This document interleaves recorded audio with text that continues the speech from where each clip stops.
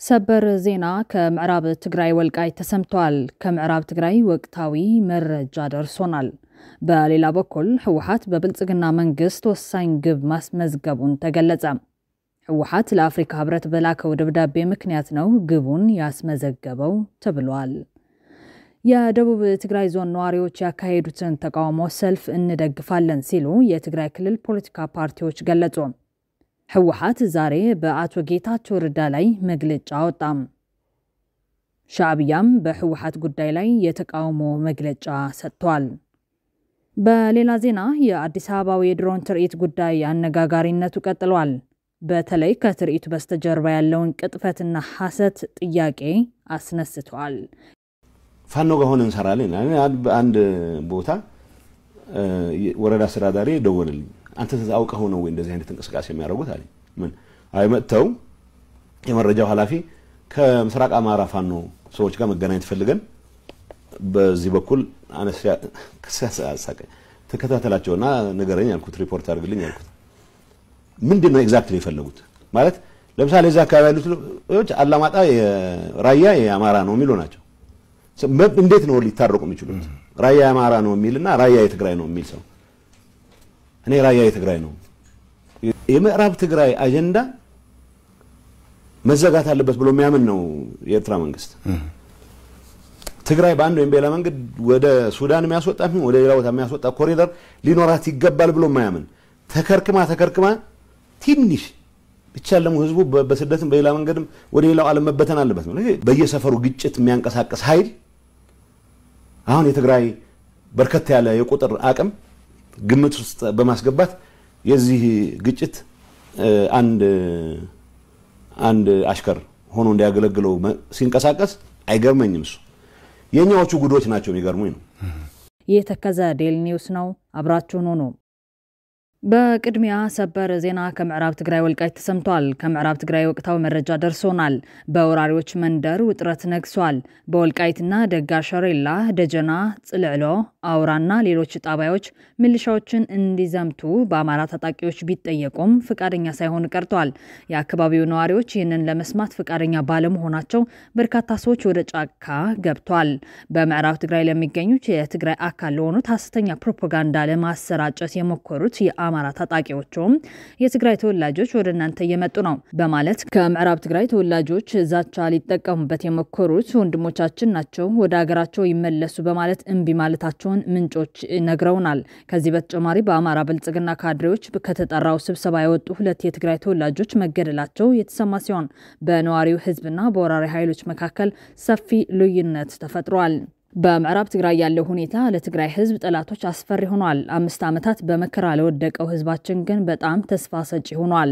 የትግራይን ሰራዊት ጥሪ ተከትሎ በምዕራብ ትግራይ የሚገኙ ታጣቂዎች ያሰላለፍ ለውጥ ማድረጋቸውን ቀጥለዋል።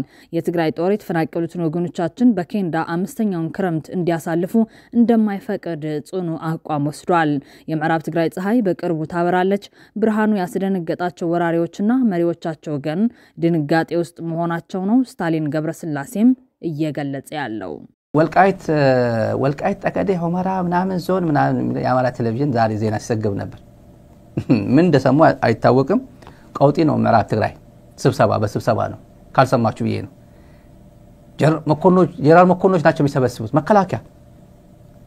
መከላከያ ይሰበስባቸዋል። ወቅታዊ ጉዳይ የጸጥታ ጉዳይ ገጥሞናል ይያሉ ደመቀ ዘውዱ በአንድ በኩል ይሰበስባል። ያ እሸቴ ደምለው የሚባል በሌላ በኩል ይሰበስባል። የተለያየ አካባቢ ስብሰባ አለ። ቀውጢ ነው ስብሰባ እና ምን እንደሚሉ እኔ በኃይል አንደኛው የጅል ስብስብ እኮ ነው። በኃይል ይዘናል በህግ እስኪጸናልን ድረስ በትግስት እንጠብቅ ይላል። አንደኛው እዛ ላይ የሰማሁት እሸቴ ደምለው የሚባል በኃይል ይዘናል። እሸቴ እኮ በኃይል ይዘናል ብሎ የሚያምነው ከምግበይ ሰራዊት በላይ ከትዲፍ በላይ የምልሻ እሱ ያዘጋጀው ምልሻ የራሱ ትግራዊ ምልሻ እኮ ነው። ትግራዊ ምልሻ ነው እኮ የምዕራብ ትግራይ ምልሻ። ይሄ ከፋርጣ ደብረታቦር የመጣው ይያልኩኝ አይደለም። እሱ የመጣው እሱ ሸክፎ ይሄዳል። የሆነ ነገር ተፈጠረ ሲባል ሸክፈው ነው ሞተር ሳይክል ምናምን ተከራይቶ ነው የሚሮጠው። ጥያቄ የነበረው ጠቅላላ እሱ ክዳችሁናል፣ ከፋኖ ጋር ትገናኛላችሁ ብላችሁ ተጠራጥሩናላችሁ እንዴ? እናንተ ራሳችሁ አይደል እንዴ ፋኖን ያላችሁ ስትመጡ አሏቸው። ምዕራብ ትግራይ ስትገቡ ወረራ ሲገቡ ያኔ መከላከያ በዚህ ኤርትራ እየመታ ሲገቡ ስትገቡ እኮ ፋኖ ነን ብላችሁ ነበር የገባችሁት እኮ ፋኖ ደመቀ እኮ ፋኖ ስትለን ነበር እኮ ከመቼ ነው ፋኖ አንተ የፋኖ ጠላት የንቀው አሉት ጥያቄ ከባድ ጥያቄ ነው ከባድ ነው ፋኖ ነን ያላችሁ እናንተ ናችሁ አሁን ከፋኖ ጋር ፋኖ ጠላት ነው ምናምን የምትሉን ይሄ አግባብ አይደለም እና እዚህ ጋር ግፍ የተፈጸመብን ነው ስርዓት የለም ማስተዳደር አልቻላችሁ ህዝቡን የበደላችሁ ነው ከፍተኛ ሰብአዊ መብት ጥሰት የተፈጸመብን ነው ሰው በጣም ከባድ የሆነ ስብሰባ ነው ማኔጅ ማድረግ አልቻሉም ጀነራሎቹ አረ እንከባበር ምናምን ቢል የምን መከባበር ነው ጀነራል ምን አገባ እዚህ አካባቢም የተባሉ አሉ ምንድነው የምትሉን ስለምን ጉዳይ ነው የምታወሩት ጀነራሎቹ መከላከያ ስለምን ጉዳይ ነው እዚህ ያወራን ያለው ተከለያ ጥያቄ ነው ተከለያ ጥያቄና በሃንያ ክፍለ ዘመን ነው በኃይል ይዘናል በህግ ደግሞ ይላል በህግ ማለት ሪፈረንደም ማለታቸው ነው እኔ የሆነቴን ጅላይሙት እንዲያዝናና ጅላይሙት ምናምን የሚባል እኮ አለ እኮ በኃይል በህግ ይጠብቃል ቋምጦ አብይኮ የሚባል ጠቅላይ ሚኒስትር መጣና እኔ በኃይል ገብቼ ኤትኒክ ክሊንሲንግ ፈጽሜ በትግራይ ህዝብ ላይ ጄኖሳይድ ፈጽሜ ሴት ደፍሬ ትግራይ ከነ ህይወቱ በቆሙ ወደ ጁን አሳስሬ ወደ ተከዜ አስገብቼ አስከሬኑ አትባራ ነው ምናምን ይባል ወንዝ ሱዳን ከገባ በኋላ አስከ ሲኤንኤን ጭምር ዘግቦት ተዋርጄ በዓለም አቀፍ ራይት ኦርጋናይዜሽንስ በአምነስቲ ኢንተርናሽናል ሂውማን ራይትስ ዎች በዩናይትድ ኔሽንስ ጄኔቫ አሜሪካ ስቴት ዲፓርትመንትም ደመቀ ዘውዱ የሚባል ስም እገሌ የሚባል ስሞች በሙሉ ጠቅላላ አዛ ገብተው አንደኛው እንኳን ሾልኳል በቦሌ ሾልኳል እኮ ያገኘው ተሻገር ዘመዱ ኮማንደሩ በእንትን የተመዘገበው አንደኛው ኮማንደር በአገኘው ተሻገር ሾልኳል አምና ነው የወጣው አረጋግጠናል ይሄ የት ሀገር እንደወጣ አልታወቀም ግን እንደወጣ አረጋግጠናል እና ይሄ ሁሉ ወንጀል ፈጽሞ በኃይል ይዘናልና በህግም ይጸርቅልኛል ብሎ የንትን ፍሬ ይወድቅልኛል ብሎ እየተጠበቀ ነው እግር እየሄደ እየተጠበቀ ነው አብይ እኮ በቃ እየታገልን ኦን ቢሃፍ ኦፍ አስ እኮ ነው እየታገለ ያለው መስዋዕት እየከፈለ ያለው ብሎ የሚያስብ የጅል ስብስብ አለ ዝርዝሩ ባላቅም ውጥረት አለ ምዕራብ ትግራይ ዝርዝሩ አልገባኝም እኔ አማራ ክልል ብዙ ጊዜ እንደምናገር በታሪኩ የአማራ ክልል ትልቁ ስህተት ከፈጸማቸው ስህተቶች አንዱ ትግራይን በኃይል ወረረ ይይዛሉ ብሎ የወሰነ ጊዜ ነው የአማራ ክልል ባለስልጣናት የወቅቱ ጉምቱ ባለስልጣናት የነበረ እናገኘው ተሻገር ግባ በለው ብለው ወንጀል የፈጸሙት ትልቁ በታሪኩ ክልሉ የፈጸመው ወንጀል ይሄ ነው ትልቁ የሚባል ብዙ ወንጀል የፈጸመው ትልቁ ወንጀል ግን ይሄ ነው በወንድሙ ህዝብ ላይ ናግባ ብሎ ተሸውዶ ዛሬም ድረስ ሪፈረንደም ይያለ ከስተቱ የማይማር ትውልድ አለ እና 360 ትግራይ ተዘግታ በተወራ በነበረችበት ናግባልኝ እኔ ከፈለኩ አንተ እኮ ያማራ ልዩ ኃይል ለምን ከትግራይ ይወጣል ለምን ከትግራይ ይወጣል ከፈለኩ እኮ ያማራ ኃይል የፌደራል ኃይል አካል ነው ብዬ እኮ ዲክሌር ላደርግ ይችላል ከፈለኩ እኮ ያማራ ኃይል ጅግጅጋ ጠረፍ ላይ ላስተማረው ይችላል ይያለ ፓርላማ ላይ ሲናገር የነበረው ለምንድን ነው እንደዚህ ያለኝ ያለው ብሎ ለሰከንድ ማሰብ የማይችል ዛሬም ድረስ ከንቅልፉ ያልነቃ ትውልድ አለ እና እንስማቸው እዚህ ያለው ጣጣ ዝርዝሩ አላቀም ዝርዝሩ ግን ከባድ ነው አማራ ዩቲዩባቸው ላይ ገብታችሁ ስታዩ ሰፋ ያለ ነው ባጭሩ ትንሽ አማራ ክልል ወልቃይት ጠገዴ ሰቲት ሁመራ ዞን ሁመራ ከተማ በክልሉ ወቅታዊ የጸጥታ ጉዳይ ዙሪያ የሚመክር መድረክ ተካሂዷል የተፈጠረው የጸጥታ ችግር ህጋዊ በሆነ መንገድ ማንነትን ለማስመለስ በሚደረገው ትግል ላይ አሉታዊ ተጽዕኖ እንዳይፈጥር ሁሉም የበኩሉ መወጣት እንዳለበት የዞኑ ብልጽግና ፓርቲ ቅርንጫፍ ጽፈት ቤት ኃላፊ አቶ ገብረ እግዚአብሔር ደሴ ተናግረዋል በእያንዳንዱ ጉዳይ እየተመካከሩ ወጥ የሆነ አስተሳሰብና መለካከት እና አቋም በመያዝ ትግላችን ዳር ለማድረስ ያልተቋጨውን ትግላችን ዳር ለማድረስ መንቀሳቀስ ስላለብን የመድረክ ፈጥረናል የዞኑን ልማትና ሰላም ማረጋገጥ እንደሚገባ የተናገሩት ደግሞ የዞኑ ዋና አስተዳዳሪ አቶ አሸተ ደምለው ናቸው በህግ የጠየቀውን በህግ እስኪመለስ ድረስ መታገስ ነው ይሄ ምን ይባላል ለዚህ ሁሉ የሚረብሽ ሊመጣ ይችላል ማስተዋል ያስፈልገናል ሁለተኛው ማልማት አለብን ለማልማት ምቹ ሁኔታዎች ያስፈልጋሉ ብዙ ነገሮች ይጎሉብናል ነገር ግን ባለው አንዱ በአንዱ ተደጋግፎ አንተ ትብስ አንቺ ትብስ ተባብሎ ማልማት አለ መደጋገፍ አለብን መተባበር አለብን ያው ነው ይሄ የሚለው እንግዲህ በህግ ሪፈረንደም ይጠብቃል ይሄ ደምሌ ሪፈረንደም አብይ ሰጠኛ ብሎ ነው የሚያስበው በሌላ ዜና የአዲስ አበባው የድሮን ትርኢት ጉዳይ አነጋጋሪነቱ ቀጥሏል። በተለይ ከትርኢቱ በስተጀርባ ያለውን ቅጥፈትና ሐሰት ጥያቄ አስነስተዋል።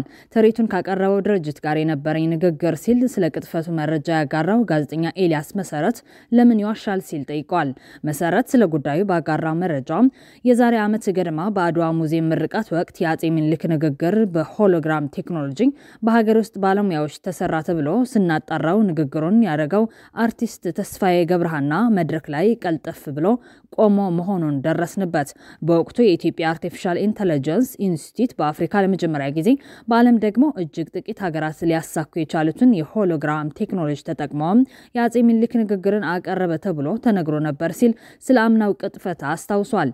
ትናንት የታየውን የድሮን ትርኢት ደግሞ የአርቲፊሻል ኢንተለጀንስ ኢንስቲትዩት እና የኢንፎርሜሽን መረብ ደህንነት አስተዳደር በጋራ ያዘጋጁትና ያቀረቡት መሆኑን ነገሩን የሚለው ኤልያስ መሰረት ዜናው እንደሰማሁ ድርጅቱን ማነጋገር ጀመርኩ።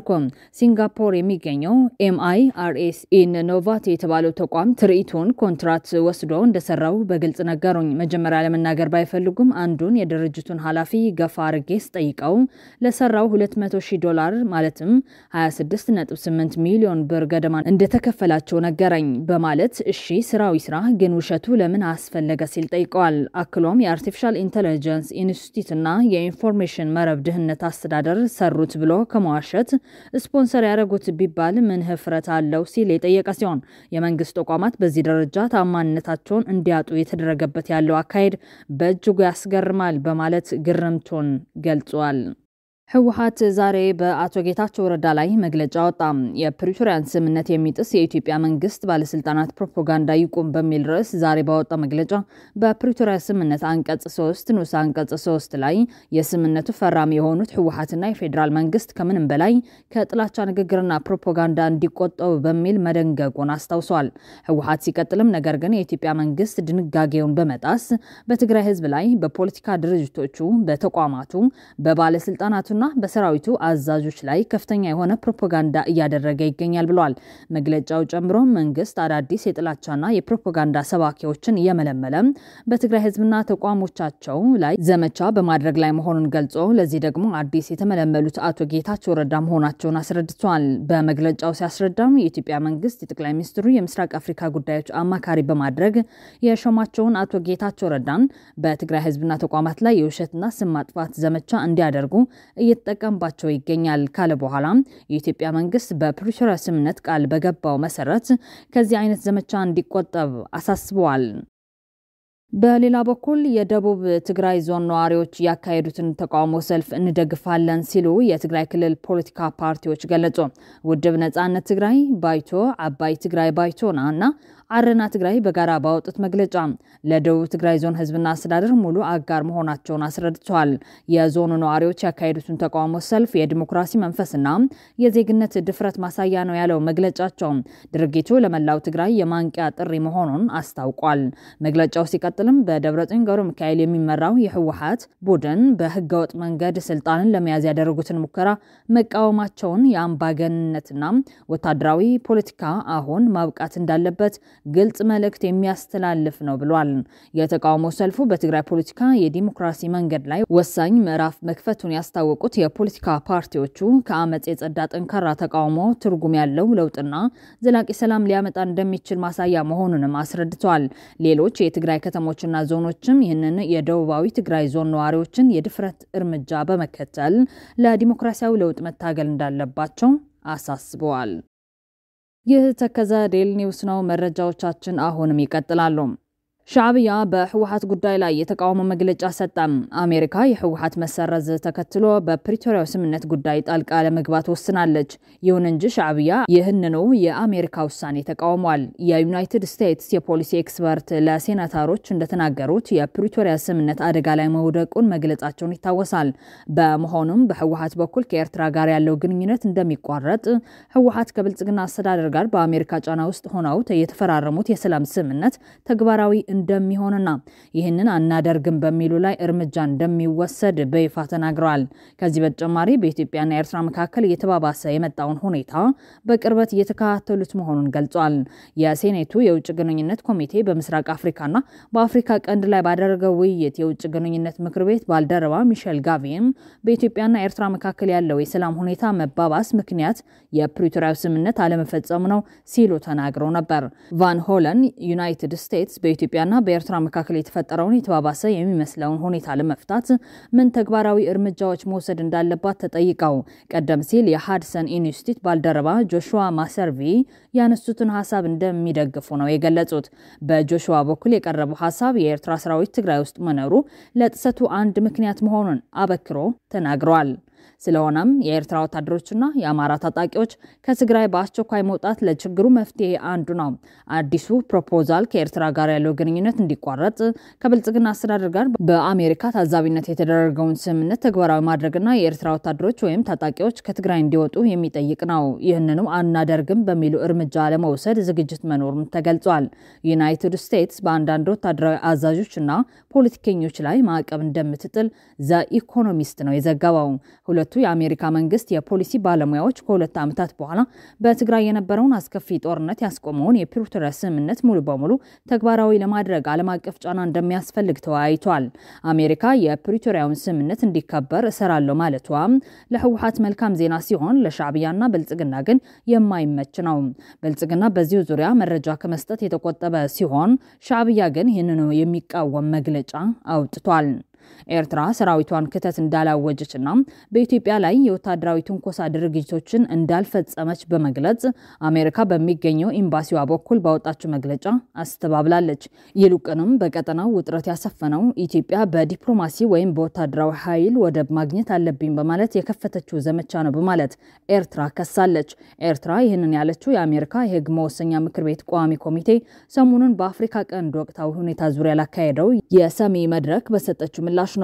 ቋሚ ኮሚቴው በኤርትራ ላይ ያልተረጋገጡ ወንጀላዎችን አቅርበዋል በማለት የከሰሰው መግለጫው ለቋሚ ኮሚቴው አስረጂ ሆነው የቀረቡ ባለሙያዎች ለውጥረቱ ምንጩ የኤርትራ ወታደሮች የትግራይ ግዛቶችን ተቆጣጥረው መቀጠላቸው ነው ማለታቸውን አጣጥሏል። ሴናተር ክሪስ ቫን ሆለን በመድረኩ ላይ በኢትዮጵያና ኤርትራ መካከል ያለው ውጥረት ሊፈነዳ ተቃርበዋል በማለት መናገራቸውን ኤርትራ ጠቅሳለች። ሻዕቢያ የወረራቸውን ከ55 በላይ ቀበሌዎች እያሉ የኤርትራ ወታደሮች የትግራይ ግዛቶችን ተቆጣጥረው መቀጠላቸው የሚመለከት የሰጠችው ምላሽ የፕሪቶሪያውን ስምምነት የሚቃረን የህወሓትን ደገፍ የሚቃወም ሆኗል። ሻዕቢያ ነጭ ውሸት የያዘ መግለጫ ቢያወጣም በትግራይ ምስራቃዊ ዞን ውስጥ በሚገኘው አሊተና ከተማ በዚች ወደ 3000 ያህል ነዋሪዎች በሚገኙባት ትንሽ ከተማ ጫፍ ላይ የኤርትራ ወታደሮች መስፈራቸውን ዓለም አቀፍ መገናኛ ብዙሃን እየዘገቡ ይገኛሉ። የኤርትራ ወታደሮችን በቅርብ ርቀት እንደሚመለከት የሚናገረው የአካባቢው ነዋሪ ሆነው ሀጎስ ነዋሪዎቹ ሙሉ በሙሉ እንወረራለን የሚል ስጋት እንዳላቸው አስረድቷል። ለኤኤፍፒ ሲናገር የኤርትራ ወታደሮች ከፈለጉ በማንኛውም ጊዜ ሊወሩን ይችላሉ ብሏል።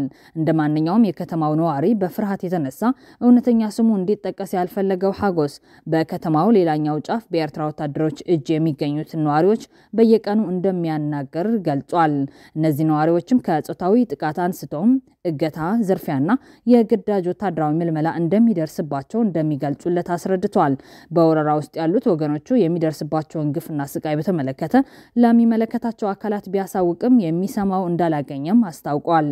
አማኑኤል የተባለ ሌላ የከተማው ነዋሪ በበኩሉ በኤርትራ ወረራ ውስጥ ያሉት ዜጎች በተለይ ወጣቶች የሚደርስባቸውን ግፍ መቋቋም ስለተሳናቸው አምልጠው ስደትን አማራጭ ማድረጋቸውን አስረድቷል።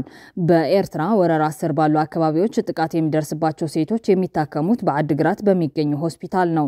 በዚህ ሆስፒታል የምትሰራ አንዲት ነርስ ለኤኤፍፒ ስትናገር በቀን ከ15 እስከ 20 የሚሆኑ ሴቶች ጾታዊ ጥቃት ደርሶባቸው ለመታከም እኛ ጋር ይመጣሉ።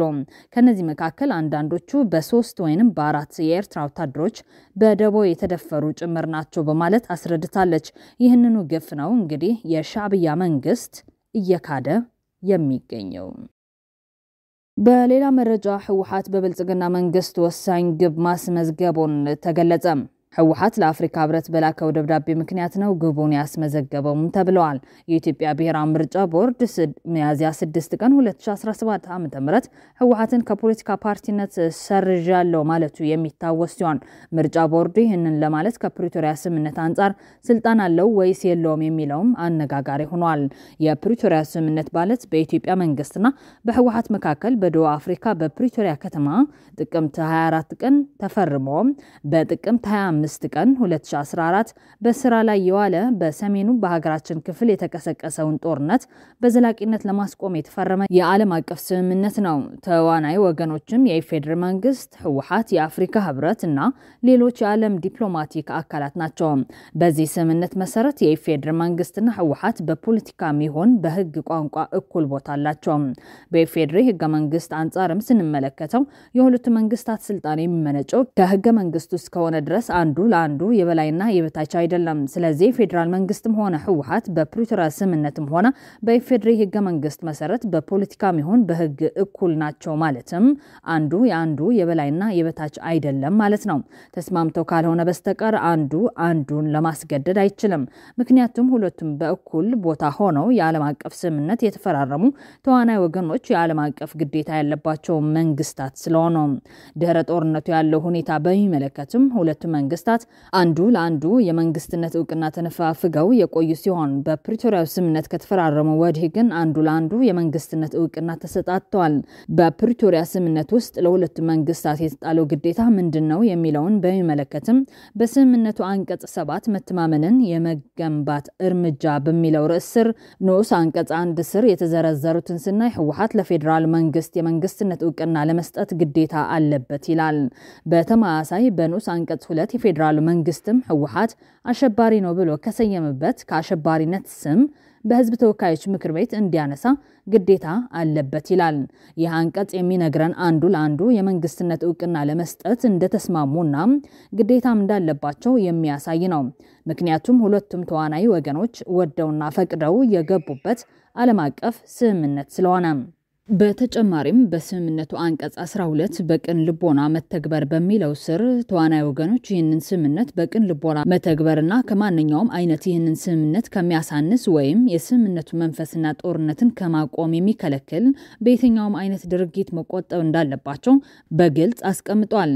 ይህ እንግዲህ ከሆነ የኢትዮጵያ ብሔራዊ ምርጫ ቦርድ ህወሓትን ከፖለቲካ ፓርቲነት ለመሰረዝ በህግም በፖለቲካም ስልጣን አለው ወይንስ የለውም የሚለውን በሚመለከትም በፖለቲካ አንጻር በመጀመሪያም ሁለቱም መንግስታት አንዱ ለአንዱ ዕውቅና የነፈጉት በህግ ምክንያት ሳይሆን በፖለቲካ ልዩነት ምክንያት ነው።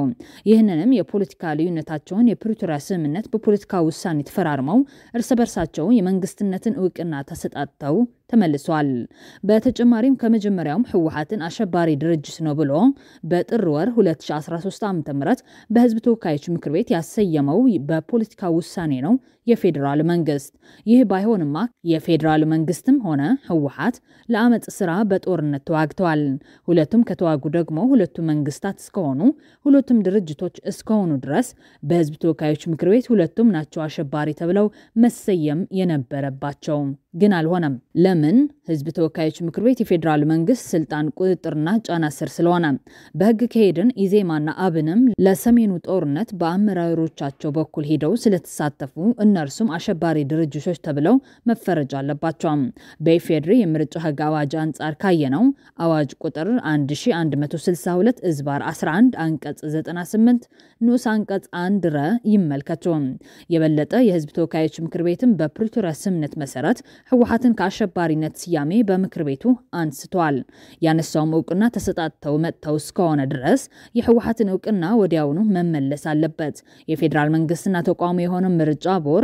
ስለዚህ የኢትዮጵያ ብሔራዊ ምርጫ ቦርድ ህወሓትን በፖለቲካዊ አንጻር ካየነውም የመሰረዝ ስልጣን የለውም ማለት ነው። ሁለተኛ በህግ አንጻር የፕሪቶሪያ ስምምነትን ተከትሎ ህወሓት የቀድሞ ህጋዊ ሰውነቱ በፖለቲካ ውሳኔ እንዲመለስለት በተደጋጋሚ ጥያቄ እያቀረበ የቆየ ቢሆንም የፌደራል መንግስት ተቋም የሆነው ምርጫ ቦርድ እንደገና ካልተመዘገበ ህጋዊ ሰውነቱን ለመመለስ የሚያስችል ህጋዊ ስልጣን እንደሌለው በመግለጽ ጥያቄውን ወደ ጎን በማለት ቆይቷል። ነገር ግን ህወሓት ባልተስማማበት ምርጫ ቦርዱ የኢትዮጵያ የምርጫ የፖለቲካ ፓርቲዎች ምዝገባና የምርጫ ስነ ምግባር አዋጅ ቁጥር 1162 ዝባር 11ን በማሻሻል ባወጣው አዋጅ ቁጥር 1332 ዝባር 2016 በማሳወጅ ህወሓትን በዚህ አዋጅ መሰረት በልዩ ሁኔታ መዝገባው በቀን 3 2016 ዓ.ም 12ኛ ወር 2016 ዓ.ም አዲስ ህጋዊ የሰውነት ማረጋገጫ እንደሰጠው ማሳወቁ ይታወሳል። ይሁን እንጂ እንደ አዲስ መዝግቤዋለሁ የተባለው ህወሓት የምርጫ ቦርዱን ውሳኔ እንዳልተቀበለ በመግለጽ የቀድሞ ህጋዊ ሰውነቱ አዲስ ምዝገባ ሳያስፈልግ በፖለቲካ ውሳኔ እንዲመለስለት የፕሪቶሪያ ስምምነትን ዋቢ በማድረግ አቋም ይዞ መቆየቱ ይታወሳል። ምርጫ ቦርድም ህወሓት በአዋጅ መሰረት እንደ አዲስ ፓርቲ ተደራጅቶም በ6 ወር ውስጥ ጠቅላላ ጉባኤ እንዲያደርግ ያስጠነቀቀ ቆይቷል። ሆኖም ህወሓትም የምርጫ ቦርዱን ውሳኔና ማስጠንቀቂያዎችን ሳይቀበል በአቋሙ እንደጸና ቆይቷል። በሁለቱም የተያያዙ የተራራቁ አቋሞች ባልተፈቱበት ሁኔታ ነው ሰሞኑን ምርጫ ቦርድ ህወሓትን ከህጋዊ ፓርቲነት መሰረዙን ያስታወቀው። ስለሆነም የምርጫ ቦርዱ በህወሓት ፓርቲ ላይ ያሳለፈው ውሳኔ ከፕሪቶሪያው ስምምነት አንጻር መመልከቱ ጠቃሚ ይሆናል። ፕሪቶሪያው ስምምነት ለሁለቱም ተፈራሪሞች ወገኖች ማለትም ለህወሓትና ለፌደራል መንግስት እንደ ህግ ሆኖ የሚያገለግል ስምምነት ነው። ከላይ እንደተገለጸው ሁለቱም እውቅና የተሰጣጡት በዚህ ስምምነት ነው። ህወሓት የዚህ ስምምነት ፈራሚ አካል በመሆኑ ብቻ በቀጥታ ህጋዊ እውቅና አግኝቷል። የስምምነቱ አንቀጽ 7 እና 12 ስር የተደነገገው ይህን የሚያመለክት ነው። ስለሆነም ይህ ስምምነት የማክበር ግዴታ የተጣለበትና የስምምነቱ አካል የሆነው የፌደራል መንግስት በተቋምም በምርጫ ቦርድ በኩል የስምምነቱ አካል በሆነው ህወሓት ፓርቲ ላይ የወሰደው ውሳኔ የፕሪቶሪያ ስምምነትን የሚቃረን ከመሆኑም በላይ ስምምነቱን ያፈረሰ ተግባር ነው። ስለዚህ ውሳኔው ህገወጥ ነው። ሲጠቃለል የኢትዮጵያ ብሔራዊ ምርጫ ቦርድ በህወሓት ላይ ያሳለፈው ውሳኔ በህግም ሆነ በፖለቲካዊ እይታ ህገወጥ ከመሆኑም በላይ ውሳኔውን ራሱ ለማሳለፍ ህጋዊና ፖለቲካዊ ስልጣን የለውም። እናም ህወሓት በብልጽግና መንግስት ላይ በተለይ ለሰላም ዝግጁ መሆኑን ለአፍሪካ ህብረት በጻፈው ደብዳቤ አንድ እርምጃ ወደፊት መሆኑን ነው የህግ ባለሙያዎች እየገለጹት ያሉት። እስቲ ያልከው ነው እየሆነ ያለው የተባለው ሊሆን የሚችለው ነው የተከሰተው። የምርጫ ቦርድ ውሳኔ ያስተላልፏል። ህወሓትም ከፌደራሉ መንግስት ይልቅ ለውጪ አካላት አቤቱታ አቅርቧል። አቤቱታውኑ ያው በግልጽ ነው። እኛ ፈራሚዎች እንደመሆናችን መጠን የፕሪቶሪያ ስምምነት ያለፈው አሰቃቂ ጦርነትን ያስቆመ ስምምነትን ሊያፈርስ ወደሚችልበት አቅጣጫ ሄዷል በሚል ማሳሰቢያ አዘልና እንዲሁም የመፍትሄ ሐሳብ ያለበትን ሁኔታ መግለጫ ወጥቷል።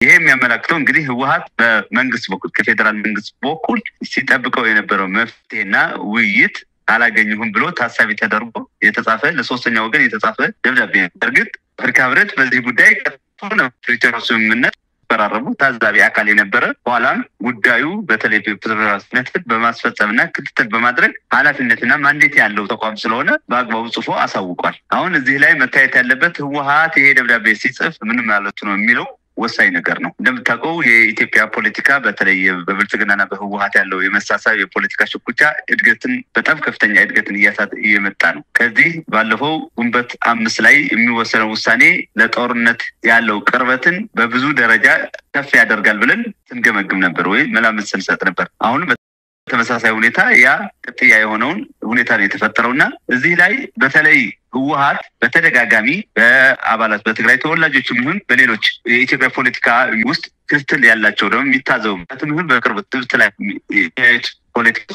ፖለቲካ ውስጥ እየፈጸመ በተለይ ደግሞ በብልጽግናና በፌደራል መንግስት ፖለቲካው ብልጫ ላይ ነው ያለው የሚል ግምገማዎች ስናስተላልፍ ነበር። እኔም እንደማናቸውም ኢትዮጵያዊ በሁለቱም ኃይሎች ያለው ሽኩቻ እየተከታተልኩኝ ህወሓት ፖለቲካው ብልጫ እየተወሰደበት ነው። በፖለቲካ መበለጥ ደግሞ በወታደራዊ ውጊያ ላይ ራሱ እንድምታለው ብለን እንገመግም ነበር። ዛሬ ግን ይሄን በሚቀለብስ ወይ ደግሞ መጠነኛ የሆነ ፖለቲካው ስኬትን ሊያጎናጽፍ በሚችል ሁኔታ ህወሓት ጠባጣሪ ነው፣ ጦርነቱ ይፈልገዋል የሚለውን የብልጽግና ፖለቲካዊ ፕሮፓጋንዳ የሚቀለብስ ነው። ምክንያቱም ለድርድርና ለውይይት መድረክ ፍጠሩልኝ ማለት ሰላምን እንፈልጋለሁ ማለት እስከሆነ ድረስ ይሄ መጠነኛ የሆነ ነጥብ የሚያሰጠው ክስተት ተከስቷልና እኔ በዚህ በህወሓት በጻፈው ደብዳቤ ጦርነቱ ከትናንት ምርጫ ቦርድ ከወሰነው ውሳኔ አንድ እርከን ቢጨምር በእርከኑ ላይ እንዲቆይ አስደርጎታል።